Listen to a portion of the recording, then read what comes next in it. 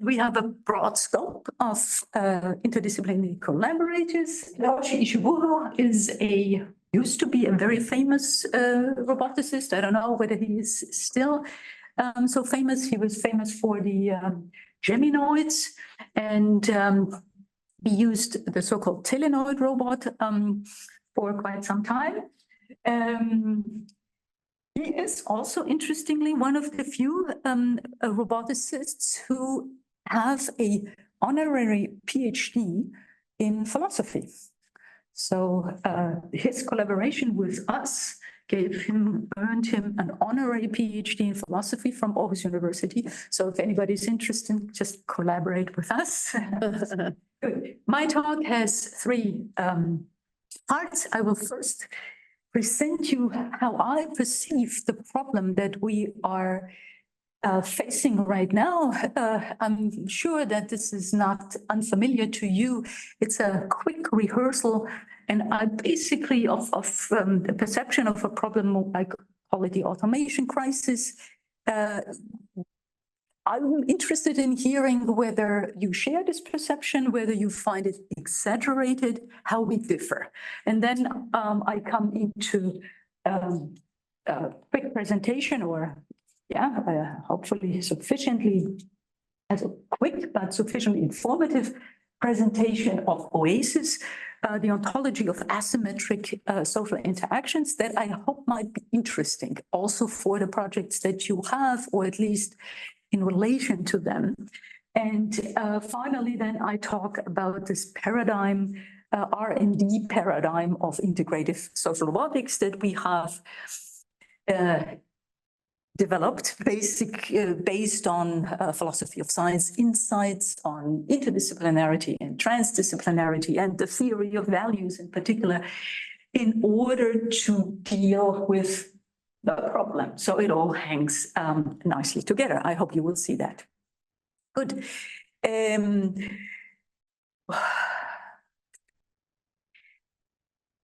We also organize the RoboPhilosophy conferences, and I want to start out with this right away. The RoboPhilosophy conferences are the world's, to our own surprise, the world's largest events in humanities research in and on social robotics. So the anthropologists, historians, philosophers, historians of ideas, cultural theorists, and so on, also work in and on social robotics. And this is the place where they go together. There are about 100 research papers. At this time, it is again in Denmark. In the Danish pronunciation is Aarhus. German is probably Aarhus. And not so 6 hours from here by train, so not so bad. And in a very nice, it's in August. The deadline for the papers is, I think, February 15. Now that you know the conference organizer, we can talk about the deadlines. We have also comparatively many workshops. Their workshop proposal has a deadline of January 31. So that's also a very nice way of organizing, using, as you know, a conference to organize a workshop. And unlike the HRI conference or the IEEE conferences, we are cheap. Our participation fees are very modest. I think not these astronomical 600, 700 euro things, but just I think it's 150. So it's food included. So we are basically serving you, feeding you good thoughts, and good company. It's a sort of a good community. So that was it. Thank you very much. So this is our new topic here. Fantastic. So this was the invitation for everybody to join us for the RoboPhilosophy 24 conference. You are specialists on AI, so we really need you. So far, we have been mostly focused more on the behavioral aspects of social robotics, often in these conferences. So I want to start with the problem now. And you take it, you all have seen the early predictions by McKinsey 2017. that by 2055, half of the work activities could be automated. By now, interestingly, the prediction are accelerated. It's now 2045. So we all have many potentials, and we now have a new potential, namely our automation potential, in particular, of course, for the academic teachers. Unfortunately, we are also very automatable. So these are bleak prospects. And what is, from my point of view as a philosopher, interesting is that, at least at that time, McKinsey was blatantly optimistic. So they come up with the statement saying, the ability of technology to disrupt something is nothing new. This influence is overwhelmingly positive.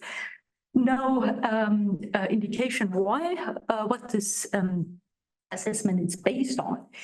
Now, I would have expected that, for instance, would have introduced or included a quick reflection on the differences in which we work together, or rather in which sort of the differences in roughly co-working scenarios. You, since you are all in interdisciplinary labs, you work together. You have the wonderful advantage of sharing your ideas, working as a team, mostly, or at least to coordinate your work. But at a converter belt, people mostly work at least alongside. They don't work together, but they sit next to each other. Nevertheless, they recognize each other as a social agent. And contrasted with that is the idea of working next to, where you simply adapt to dynamic changes in your environment, but you're no longer relating to a social agent. And now the big question is, of course, which forms of co-working will we actually produce? What is this here? The robots next to you. Is this working next to you, or is this working alongside? Do the workers here recognize these robots as a social agent, or do they treat them as machines? And in particular, what's the role of technological literacy in that? So from human-robot interaction research, we all know that humans have a tendency to, as we just said, anthropomorphize robots and to ascribe to them feelings, so to recognize them or acknowledge them as social agents. But we don't know whether that will actually remain once we learn more about technology. So it might be that we are changing our working environments from predominantly working together environments to working next to environment. We don't know yet whether we will ever be able to work together, to really collaborate with a robot. You all are working on that research, right? You're working towards it. But the question is precisely what is it that you actually will achieve if all the research works well? What is it that you will produce? For instance, can do analogical reasoning or temporal reasoning, right? So let's not get ahead of ourselves. I want to say that the reason why we are right now not in the position to answer the question, what kind of co-working relationships we will create, is not a matter of choice, but a matter of deep ignorance. And that's what I want to explain a little bit. There's a classification of problems, and some of them are the so-called wicked problems. And in fact, the wicked problems have, you don't know the means, and the aims are somewhat vague. These are the wicked problems, but you at least have the category of the aim. Now, right now, we are in a situation where I claim we are beyond wicked problems. We are introducing into society a new class of artifacts. And at first, it appears as though these artifacts are roughly more or less smart instruments and smart toys, but as soon as we bring in an interactive perspective, things change. A social robot is a robot that can move in physical and symbolic space of human interaction, fine, but in particular also it's a robot that is designed to set certain social cues, to invite or afford social interaction. Yeah. So even a transport robot like this one is actually signaling, I'm preserving social space. I'm a social navigator, right? Just by braking at the right time and accelerating again. Already that is cue here. And now probably we won't be able, this is the next one here. I mean, that these social cues are set and that these robots afford a response from us, invite a response from us. The perception as social agent, that is clearest when they are humanoid or when they are zooid, right? So animal-like. But let's see whether that works. It is also very clear. Kip is an empathy object, conveying emotion through physical gestures. It listens to people talking to each other and becomes interested or scared based on the conversation tone. So the poor robot becomes scared. We don't need much more than that. It doesn't, it wants to go through here. Let's see, how can I come back? Maybe this was not a good idea. Yeah, good. So it is mostly, as you probably know much better than I do, the acceptance of an item as a social robot is very much triggered by motion perceptions in the human. So we know that robots work no matter what they are shaped like. They work on our so-called pre-conscious mechanisms of social cognition, on the low-level recognitions of motor resonance and perceptual resonance, mechanisms, for instance, of creating joint attention, the gaze cueing effect, and then also the interaction that invites us to take the so-called intentional stance, so to ascribe to them intentions, beliefs, and so on. This is fairly old neuroscience research, as you can see here.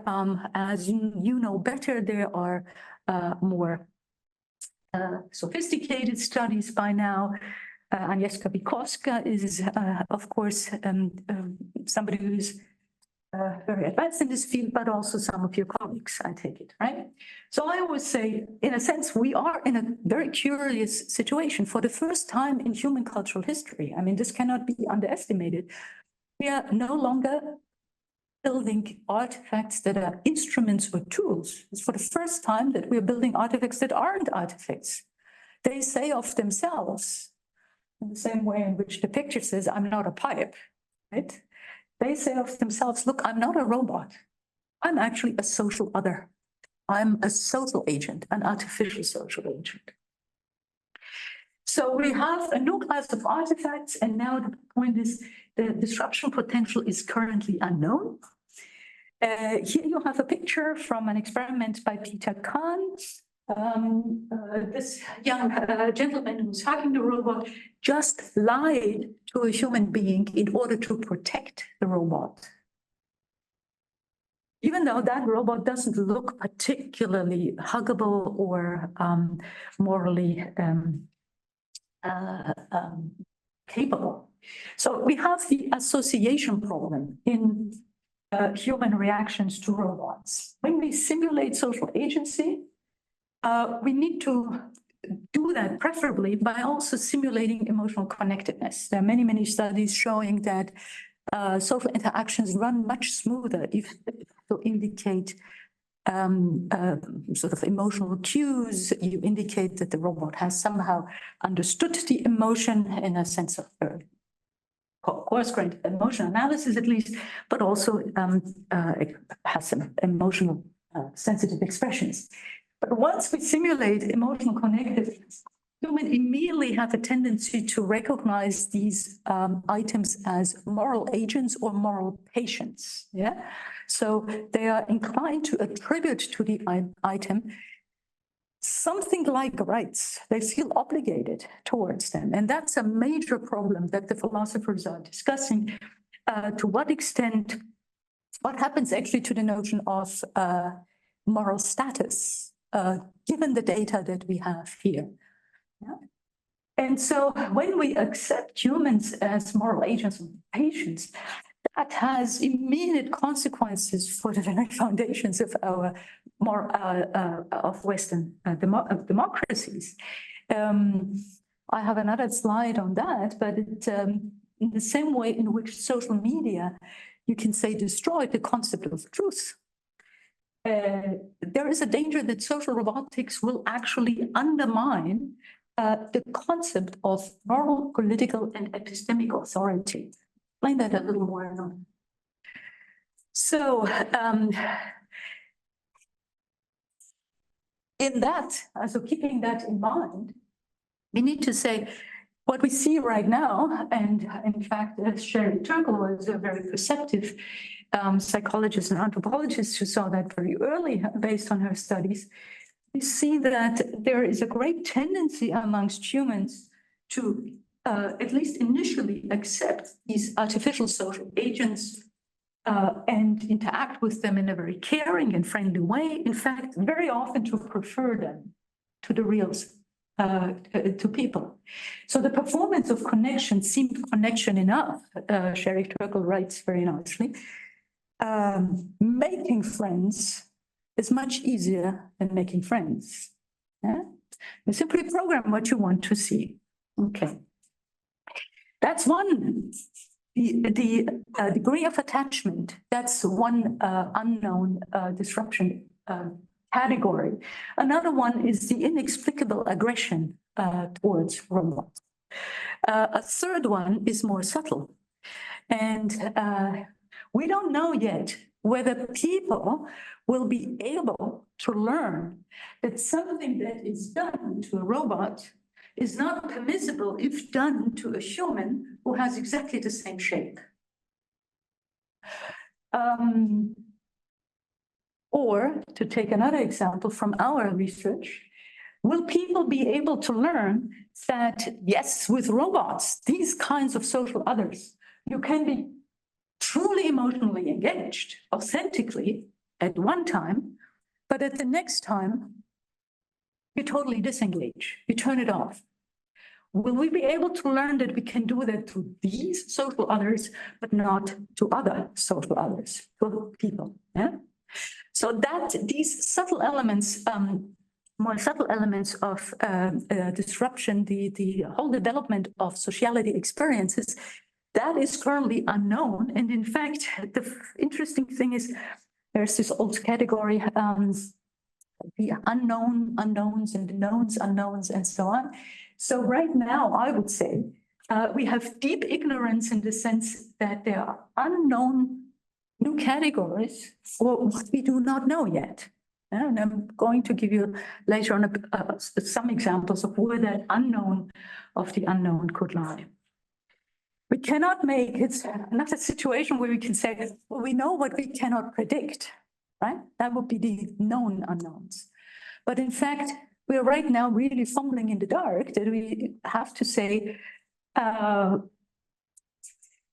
it is not clear what we are creating here. Now, part of the problem is that these applications are produced by engineers. And here I always say I have the absolutely greatest respect. Engineers are highly intelligent, highly creative people, but they're trained in a certain way. There's a disciplinary restriction. And so engineers are trained to deal with technical malfunctions of that kind that are due to physical or biological contingencies. So when engineers undertake social robotics, technological failure takes on a completely new dimension. Because once you realize that it is the police robot that has fallen into the fountain, the failure lies at a completely different level. It is a cultural, a symbolic failure. It has deep unintended consequences. So essentially, we have the following situation. Safety aspects, which engineers are extremely well trained to anticipate and address. These safety issues are only the tip of the iceberg. When social robots, when they start to move in the symbolic space of human social interaction, they're moving in what is currently the most complex domain that we know, right? You know that if you work on language, right? How difficult that is. But language is only one level of social reality. So the cosmos, in a sense, is not very complex. It's social reality that is the most complex domain, you know. And strangely enough, we don't all work together. The experts on social reality, or at least some of the experts, namely the social scientists and the humanities scholars, are typically excluded from the development of the applications. Right? So we say social robotics requires intense interdisciplinary collaboration. So that's the, even in HRI research, right? The social sciences, but in particular also the humanities, are marginalized. And there is an additional problem. HRI is an emerging discipline and it's rather young. It doesn't have a unified theoretical framework and it doesn't have unified methodological standards, right? So you cannot, as a policymaker, right now go to HRI research and say, should I introduce this particular piece of assistive robotics or this care robot or this tutor? Should I introduce this in this nursing home or in this school? Because there is no clear answer that you get from HRI. And this whole thing is sort of nicely heated up by market pressures, right? So there are big financial sums involved. Now, for those of you who study tech design, this should be a familiar situation. David Collingridge, I think, in the 1980s formulated the famous Collingridge dilemma. He said, well, increasingly we are creating technologies, we are introducing into society a technology, the consequences of which can only be assessed at a time when we no longer can extract it, right? And smartphones and social media are a beautiful example. You cannot take it out again, even if we wanted to. And unfortunately, due to the market pressure, the tech industry often reacts in the following way, like Pichai here. He was asked in 2017 whether he was concerned about ethical problems of putting AI everywhere into Google. And he says, yeah, some answers to the questions concerning how we should ethically regulate AI. We can only give after further progress. We don't know yet what we're dealing with. Well, my reaction would have been exactly, we don't know yet what we're dealing with, don't do it, right? And here the reaction is very different. So we introduce irrevocably the potentially most disruptive technology ever. We do that blindly in the sense we have right now no reliable means of risk calculation. And we do that faster than the research cycles in HRI faster than they move, right? So technology development is always ahead of the rather slow scientific empirical research. That's part of the automation crisis.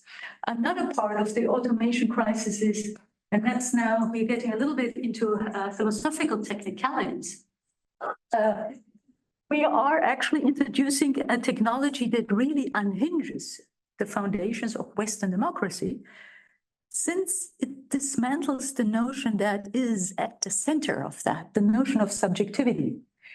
And that comes, it's the Enlightenment notion, sort of 18th century, that says rationality, consciousness, emotionality, mentality, in particular, normative competence, free will, that's all a package deal. You cannot separate that out.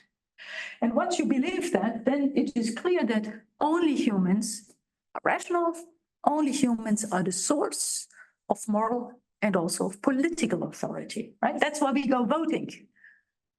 That's why we're allowed to vote, because there's the basic assumption that each individual is actually the ultimate arbiter of what is good and what is right, or should be in a society. But now we're changing that. Rationality is put into machines, right? And normative competence is also something, apropos machine ethics, that we are trying to automate. Yeah? So we're splitting this apart. That's all very interesting, and there is nothing that is sort of intrinsically bad about a crisis. But we need to accept it is a crisis. That's something that we need to carefully reflect, think through, work together. Another aspect of the automation crisis is that it challenges our common notions of responsibility at all levels.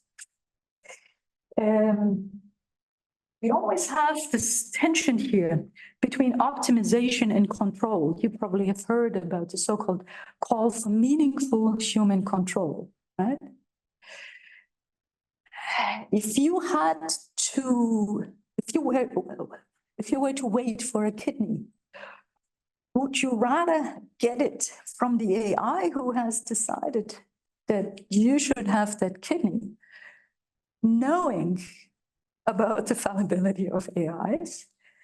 Or would you rather get it from the doctor who has a different kind of fallibility, but at least you might say, the existential embedding?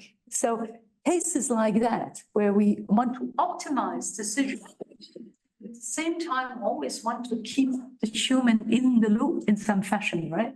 This creates a conflict of responsibility, and we don't yet have good notions, it's more for the philosophers, good notions for responsibilities in so-called socio-technological systems. Yeah? These are new forms of collective responsibility notions that we need to develop. So right now, if we sort of go down again a little more to the concrete case here, we've talked about work. And we know that there are certain types of isolation at work, lack of social contact and so on, that they are definitely creating ill-being. They psychologically have a negative effect. We know that, but at the same time, we are working towards a technology that might create these effects, where so policy making would need the research that's working scenarios might affect well-being positively or negatively, but we aren't there yet because HRI actually is not yet producing this kind of research. So you can say, I've talked before about the Collingridge dilemma. Another way of putting it is to say normal information flow in policy, as a research-based policy making, is actually gridlocked in 3 different places here. We can't, for reasons of research ethics, subject people to long-term studies. So we have no idea whether the acceptance of a social robot as a social other is a novelty phenomenon or would actually remain after a longer period of time. So we don't quite know how to describe what is happening in human-robot interaction. And without descriptions, we can't really integrate the research that we have. So the evaluation is rather uncertain, and that cannot inform regulation. In response to that, we created this new paradigm of how to develop applications that I call integrative social robotics. But as I first want to explain, we can also do something at the description level. And that's the next part now of my talk. I want to introduce to you the framework of OASIS. Now, OASIS is, I call it an ontology, but it's a little more modest. Ontology is normally a slightly different type of classificatory framework. This one is a rather flat descriptive classificatory framework. But now, first want to go into the reasons for why we need that. You might have seen announcements like that robots have feelings and moods, that they can smile, that they convey at least 5 emotions. Conveying means that you have them, right? But also in these classical definitional texts from 2002 and 3, you find sentences like that robots are able to recognize someone, to perceive, to interpret, to experience.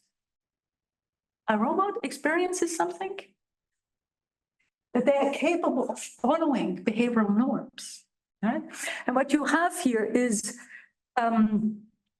roboticists and HRI, early HRI researchers, trying to say what robots do without having the right vocabulary for it. They use just the vocabulary that we use for humans. Right? So we have a situation. I looked at your research description here, and I'm really curious to learn afterwards in the discussion how you solve the description problem. Because as you describe it here, you say we are trying to make robots aware of human beings. So you describe what, from your point of view, the robot is supposed to pick up. And then comes the big problem. How do you describe when the robot reciprocates? What about the human side? How do you describe what the human sees from the robot? Huh? So how do we, you would say, experience and describe what the robot does? Do you also use this so-called intentionalist idiom, namely that you say, now the human sees that the robot has seen what I feel. And of course, that's very practical, but the robot doesn't see. That's just false. The robot does not see. So this is the typical insistence of the philosopher on these fine, nitty-gritty conceptual details, but they're very, very important. So there are 4 strategies right now for how to resolve the description problem. And some people say, well, pipe down, Johanna. We are reductionists, functionalists. This is just a certain idiom that we use. And what the robot does and what we do as human beings is just the same thing. Ultimately, it's a matter of neurons firing and nothing more. Then there's the constructivist strategy, where the same reaction is presented, but now by saying, well, all the concepts are constructed. Nobody owns a concept or the semantics of a verb. So we just extend the usage of it a little bit. So what?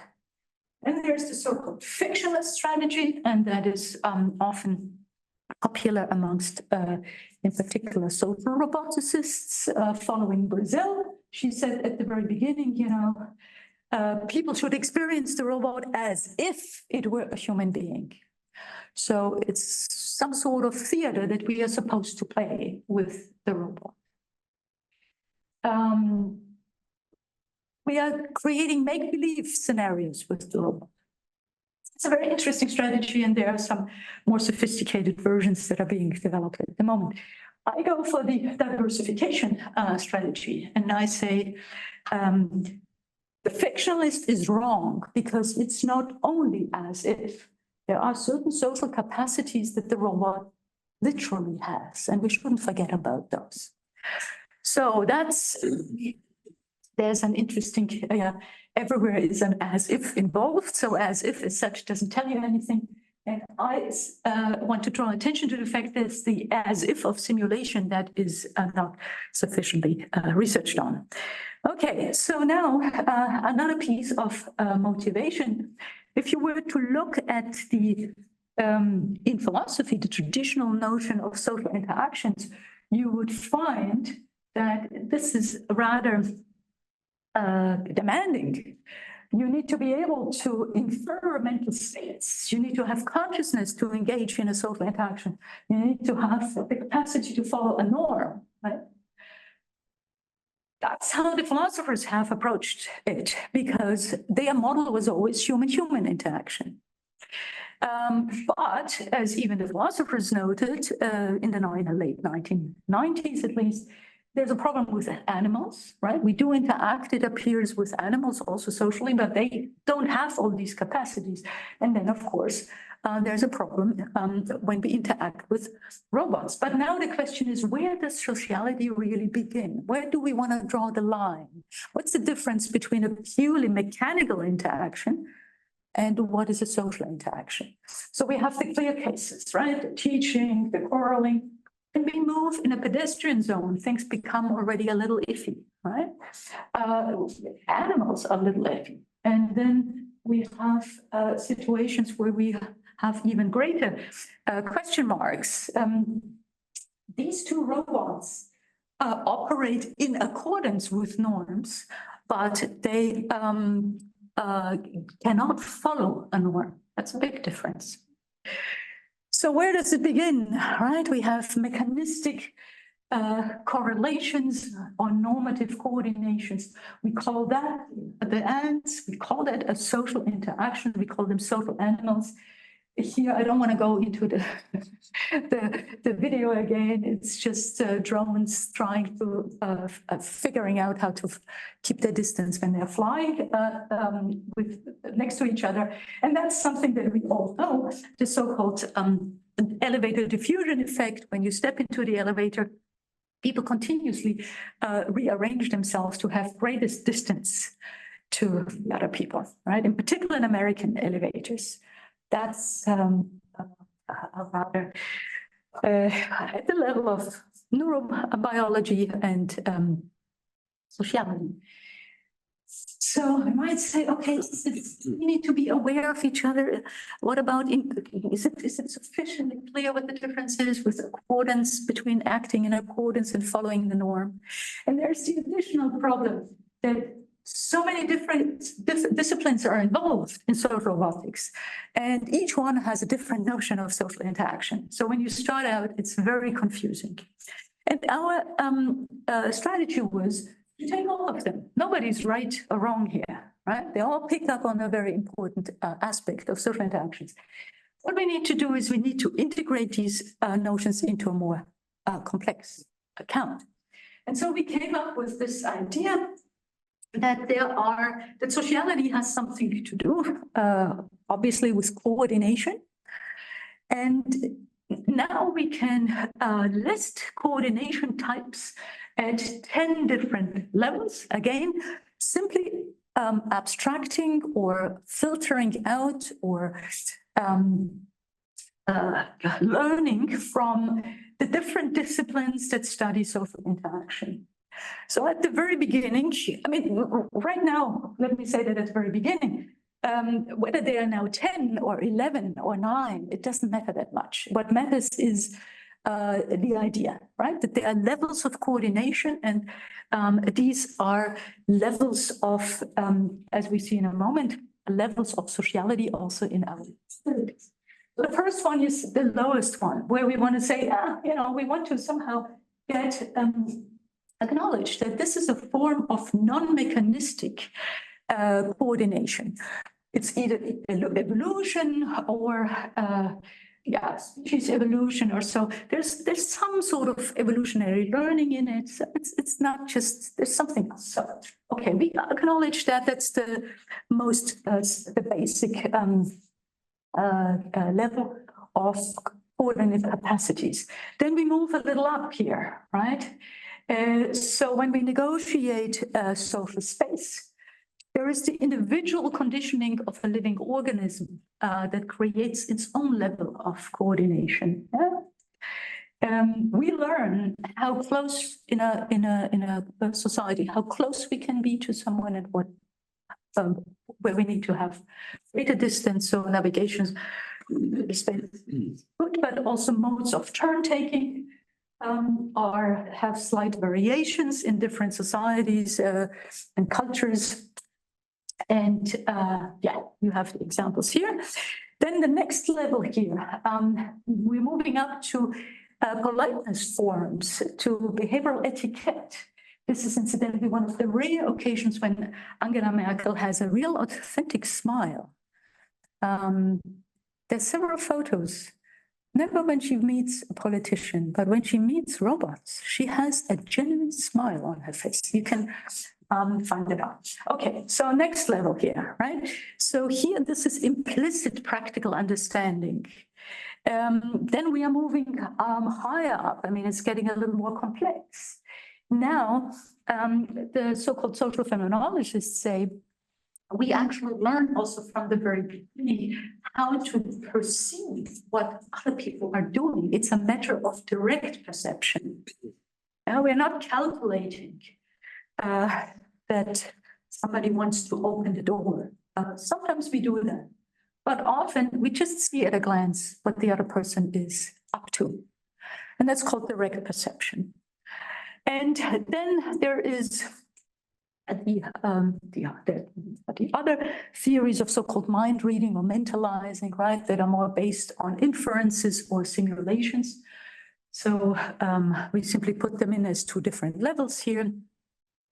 Also, animals can, as you know from the research from some research, just have a little, Tomasello, of course, draw inferences about other animals' intentions. And then finally, we have more the practical instrumental understanding, underlying coordination. You collaborate or coordinate just doing your own part. There's a certain convention. Sometimes then actually you go along with conventions and you have a more elaborate explanation of why you do it in terms of a folk theory of beliefs, desires, and intentions. And then we have the last three levels where the collaboration is motivated either by completely egocentric intentions or by, when you have this level here, by an understanding that you can only serve your egocentric intentions by carefully meshing your plans with your coordination partner.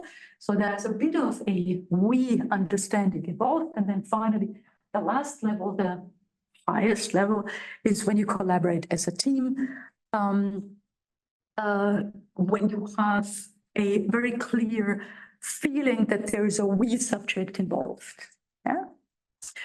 These are all distinctions that are made in the so-called theory of collective intentionality, sort of finer points picked up here. Again, it doesn't really matter how we are precisely drawing lines here and what we are taking, just the idea that all the disciplines that analyze social interactions identify a very valuable and important aspect of a social interaction. And so the best way of proceeding is to bring them into an overview, classificatory scheme that we call levels of coordination, levels of sociality. Now comes the next part, namely robots, as you know, mostly only simulate. There are certain capacities that they can realize, the very low-level capacities of coordination based on machine learning, if you want. Yeah? That is something that they can realize as well as humans, but otherwise they're better or worse, they are better or worse at simulating. And strangely enough, the notion of simulation, to my knowledge, hasn't really gotten the attention that it deserves. In the first instance, simulation is a similarity relation between two processes. Very simple, right? And so what we need to do is we need to acknowledge that the traditional notion of reciprocity is something that we often need to give up if we want to describe what happens between the human and the robot. Acknowledge that that something can be a social interaction even if one partner realizes a certain level of coordination and the other one only simulates that level. And then you can say, yeah, as I said before, it's just a similarity relation between processes. And then you can say, well, okay, structured similarity, you can have that at different levels, sort of along the entire, at all functional parts of the process, or only at certain parts. And that gives you roughly an overview over degrees of simulation. Very bad simulations are extremely coarse-grained, right? And then finally, you have functional replication. That is the most fine-grained type of simulation. So high degree of simulation, similarity, and low degree of similarity of these two processes gives you different degrees of simulating. And that's useful because we have so many robots and they are better at some things and worse at other things in terms of simulating. So when you describe, say, for instance, the smile here of Aika or Kismet with the smile of Amika or Sophia, right? Do they both smile? Yeah. But what they do is rather different. And even if we only talk at the level, not if we don't look at the sort of the precise architecture behind, sort of the software architecture, but if you just look at what they display, right? What they, the way they realize this or the way they produce the smile, these are very different smiles here. And so when we describe what's happening between the human and the robot, and when we describe what the robot is doing without immediately turning into the intentionalist idiom, we need to carefully distinguish these degrees of simulation. So here you have a very simple interaction. Somebody recognizes somebody else, and this person recognizes the other one, and then smiles. The second says, raises her eyebrows. First one says hello, the second says, what's up? Typical greeting, right? And now you can, here is the interaction matrix, and now expanded interaction matrix where you not only list the realization of these two, three interactions, but you also list for this side the different ways in which a robot could simulate the first interaction part. Yeah, so this is a functional replication of A1. This is an imitation of A1. This is a mimicking, a displaying, and then approximating. So worse and worse types of simulation. And then you can say, well, here you have Kismet. And Kismet is very bad at, I mean, all of this is for the sake of the argument, right? So it's not so well researched, so we can criticize them. But Kismet has a fairly bad recognition module. So there are certain things that it can recognize and not, so it's only a display. What is even worse is his smile. Right? I mean, Kismet's smile is dismal. But Kismet actually has a very nice voice box. So when Kismet says hello, this is a mimicking, not so bad. Now we can contrast it with Sophia. And Sophia could simulate her interaction part as follows. let's say for the sake of the argument, the recognition module is really good. Her smile is fairly good, though not as well as Amika, I might want to point out. But let's say her voice box the phonetic production of Arabic is rather bad, right?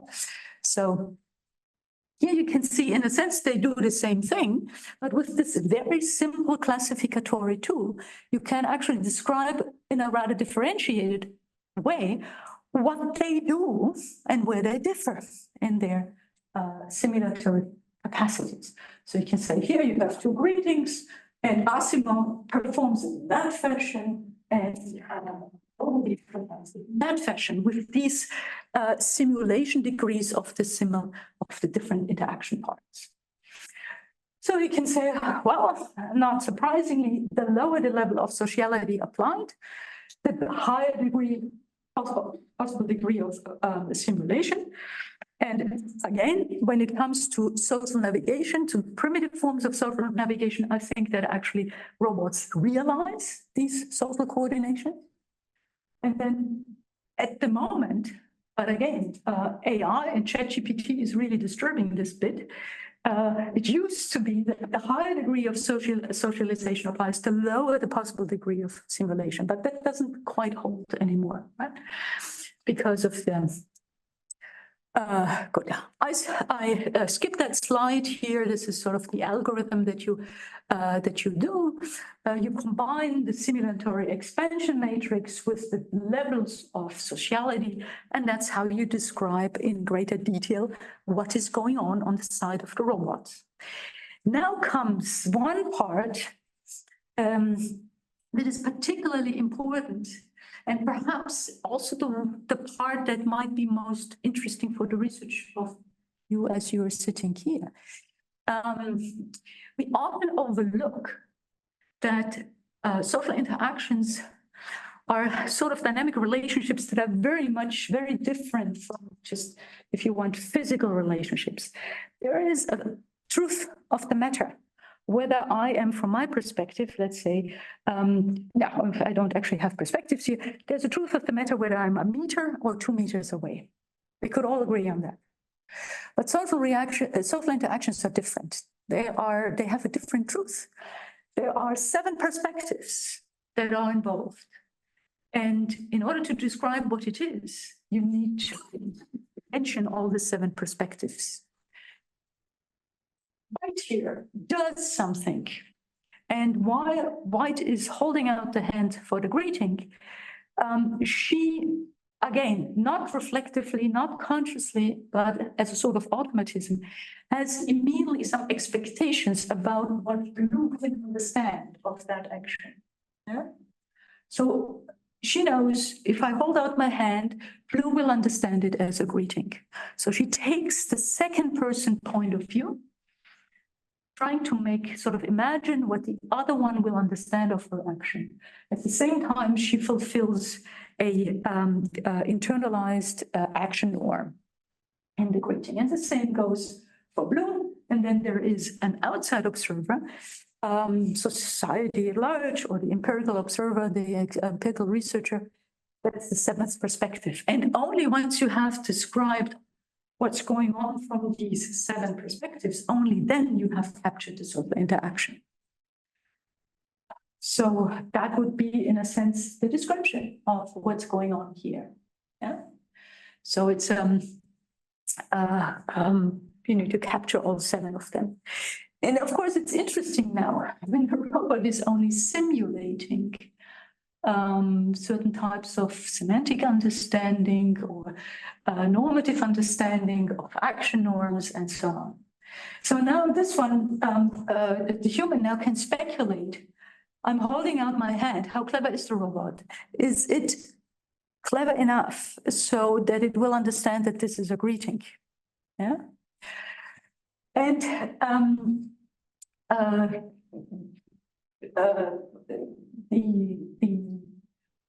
the roboticist will now describe this line here, right? This is the action that I produce. Is it performed in such a way that the other one will understand that this is the simulation of the acceptance of a greeting? and so on. So you can capture in this, with this very simple perspectival display, how much congruence and how much incongruence you have between these action perceptions. So that's the full perspectival account. You need to always spell out these 7 perspectives. But more interestingly here, you now can say, well, 2 people can interact with each other by systematically, as it were, misunderstanding each other.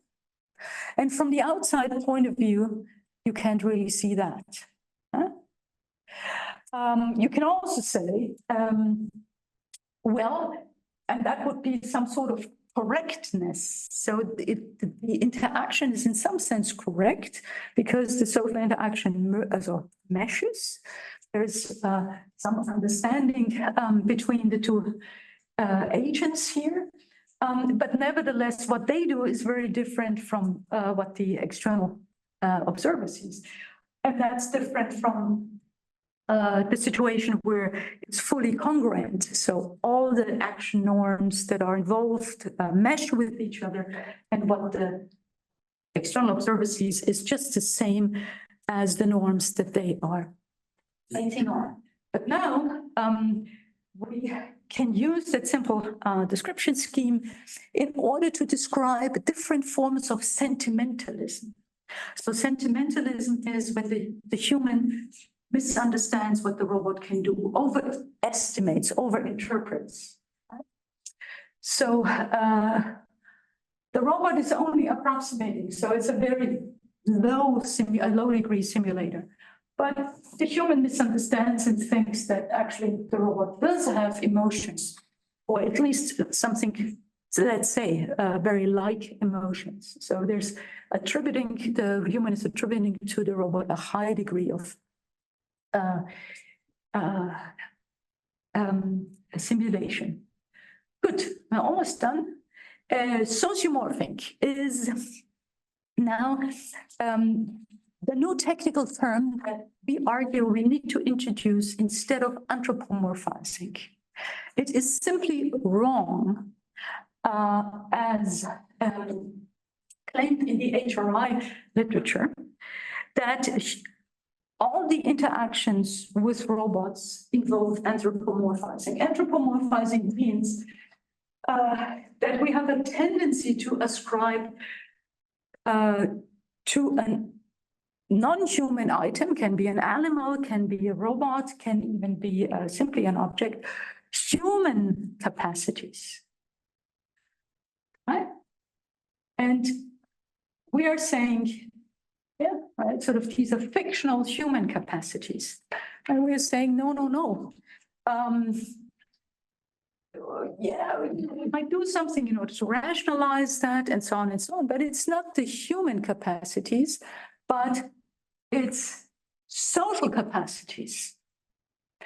These may be non-human social capacities. Yeah? So this is a more sophisticated contrast here for how the 2 notions deviate from each other. But there is a host of qualitative data in our research and also other research where we can see that people try to sociomorph the robot, that is, they ascribe to it coordination capacities without thinking for a moment that these are human social capacities. So here we have a couple of texts here, but I skipped that. Lots of deliberations going through people's heads on what they can do, how to coordinate it, what it can understand. But it is, even when it comes to linguistic understanding, not a human understanding that is ascribed to it. And that's the interesting bit.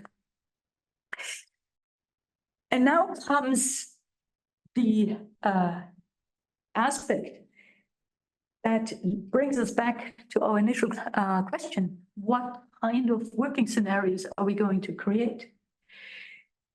Forms of sociomorphing actually correlate in interesting ways with the phenomenology that we are experiencing.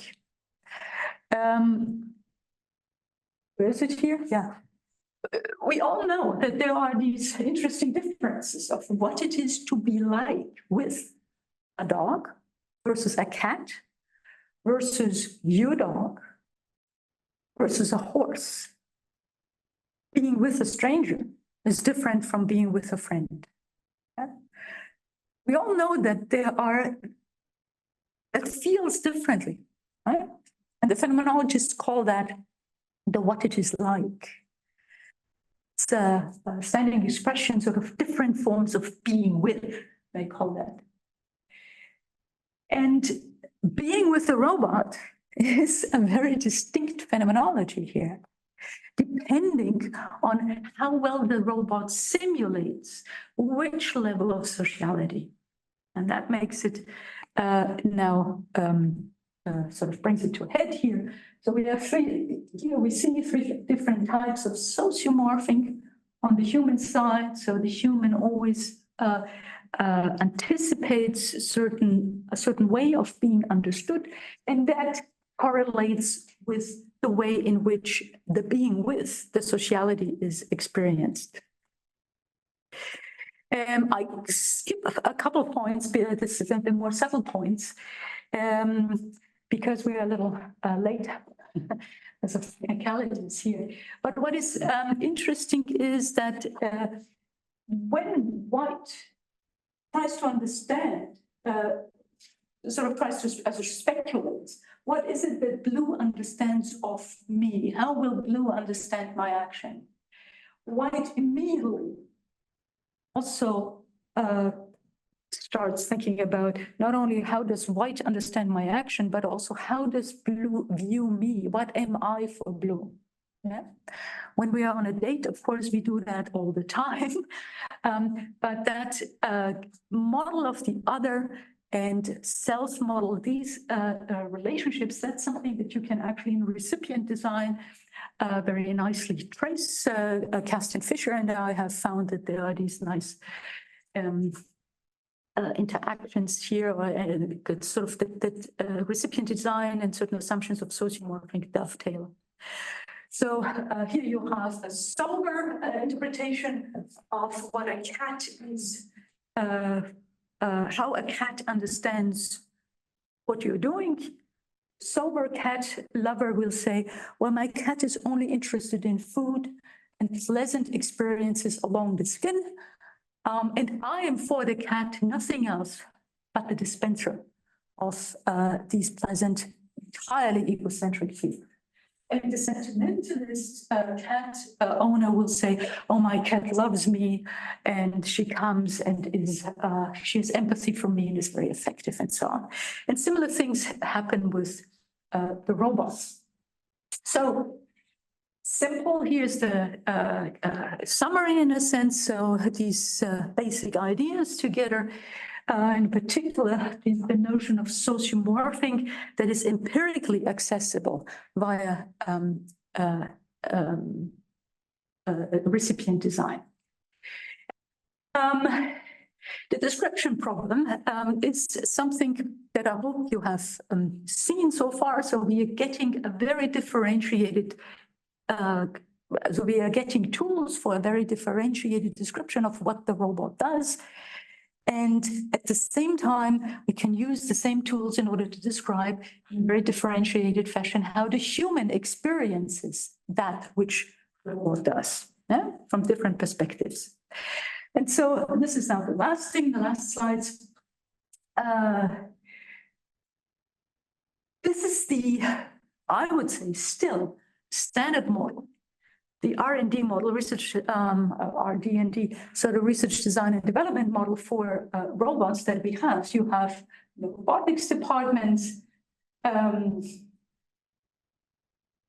objects being produced, like the little arrow here, they are more or less dropped into human social interaction space. Then policymakers call on an ethics committee who are mostly not so well informed about the technology. They say yes or no. For instance, the Danish ethics committee, the uppermost ethics council, simply decided in 2011 that it was, quote, too undignified for a human being to interact with a robot. And for the longest time, for that reason, they have banned care robots from, in particular, also Paro from many nursing homes. That was simply a decision by the theologians and by the philosophers. So instead of that, we suggest that this is the way, and it's hard to draw, in which we need to approach matters. We need to say, get all the different disciplines together. Social reality is so complicated, so complex. Use in your research all the different types of methods that we have. Experimental, conceptual, phenomenological, yeah. And what, this is the most important, don't think that you produce an object. Start with the idea that you are producing a new social interaction. That's what you put into interaction space, not an object, an interaction or a set of interactions, of course. And let this whole enterprise be guided by values. Start with the values. You don't know what we are doing. We have no idea, deep ignorance. So what we need to do is we need to start, this is sort of a rough flow diagram. We need to start with a value analysis and sociality analysis. This is in the sociality analysis where we use this OASIS framework. I want to say what kind of interactions are performed here. Where do people understand and misunderstand each other? What happens once we have sort of gone through the first one here? What happens when we now have put the first prototype in, and so on. But let's start with the values. And here comes the message that Brandon fortunately liked, namely, you can't do without the philosophers or any other value expert, because values are not, they don't have the structure that engineers, scientists normally like. They're not something like standards, so that you can say, here's my standard, that creates this and this rule, and here's the object or whatever I have produced that fits the standard. This kind of top-down approach doesn't quite work for values, because values are, they live in interactions. They are inextricably contextual and dynamic. So you have one interaction that is supposed to positively support this value, suddenly negatively affecting some other values that you also like to preserve. So these concrete interaction scenarios are simply complex. They're dynamic, they change, they require certain very patient forms of analysis that the anthropologists mostly are trained to perform. And in interaction with philosophers, we spell out values and how they could be realized. This is how it is explored. There's a wonderful paper by Larry Munn, The Uselessness of AI Ethics. And that says nothing else, what I just said, namely, it's simply not, you cannot do it top down. It's good that we have these rules and risks and AI Act and so on, but ultimately, you need to start with the context and the values within the context. So we have the situation that right now we're doing focus very much on functionality, but given that we don't know what kind of disturbances we will produce within social reality, if we focus on functionally workable types of interaction, our message is to say, why don't we start with the values? If you try to maximize, enhance, or at least preserve a certain value, you can't go that wrong. You'd still be surprised. But value preserving and value enhancing intentions at the very beginning give you a chance to do a little better. And so that's why we always start with the non-replacement principle. We say robots may only do what humans should but cannot do. And then my philosopher friends are always shocked because they say, well, what do you mean by cannot? And I said, yes, exactly. That's how we need to start. In the context of the, the intended application, the nursing home, the transport robot and the nursing home, we need to start with this principle and need to find out jointly, what do we mean by cannot here? Is it, so it's a heuristic principle, yeah? It's a principle that's supposed to get a value discourse going.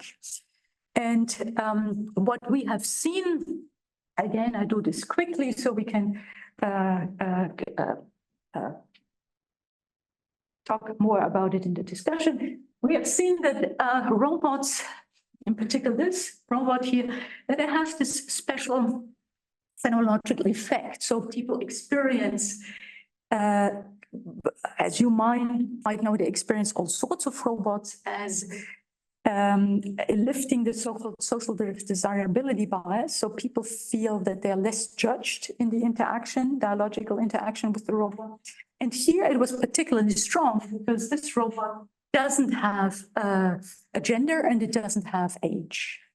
So it feels funny when you talk to it. So what we did, we said, is there something that humans should do but cannot do, where this robot could be useful? And we said, well, you know, humans can't not have gender and they cannot have age. So why don't we try out and see what happens if, for instance, I hope it's the next one here, maybe not. If we use this robot in scenarios of job applications. In Denmark, people from ethnic minorities have a very bad chance of getting a job. But if they are represented by that rule, as if they use that in teleoperated fashion, they have a much better chance. Only the answer, you know, the content of the answer is coming through, but the ethnicity is covered. Yeah, and the same for gender and so on. So we use that robot, tried out whether in conflict mediation, for instance, where gender also plays an important role, divorce conflicts, right? If the mediator is a man, the woman thinks hopeless and vice versa. Job interviews and so on. I think the next slide is perhaps, yeah, here the scenario here. What we could show, this is one of our nicest results, is that in a hostile negotiation like a divorce conflict, indeed the robots created not only more integrative, also win-win situations, but also the more creative ones. Good. So, if you still are not convinced, did you need us philosophers to ask yourself, could you define what autonomy, dignity, and trust are? Would you specify how these values are realized in a social interaction in a certain context, right? Could you do social phenomenology and value experience? And I hope that you will all say honestly, I couldn't. This is why you need us. So we need that collaboration, to come back to our initial question here, in order to find out what it is that we are going to do, which new work scenarios we are creating. So with OASIS, for instance, you would ask, okay, precisely how does the person in a hybrid work environment, right, either with an AI or with a robot, how does the person overestimate or underestimate the robot's capacities? So how does the person affected by the understanding in the robot's actions? So if the robot acts wrongly, that will immediately have an effect on the self-conception of the agent. And then in particular scenarios like this, where you say here the woman is really engaging in a sentimentalist over-interpretation of what the robot can do. And now we as societies can decide. Now we take sort of the seventh perspective of the external observer. We can say, do we as societies want to allow for that? Or would we immediately step in and try to create some technological literacy of that poor woman who is deluded about what Baxter can do? And then in particular, should we as societies actually step in when we see that there is, in general, a wrong framing of what the technology can do? So this is sort of social sentimentalism, right?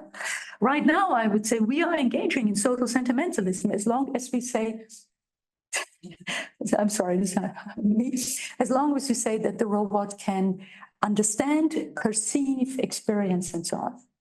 And that was it. I think these are the takeaway messages here.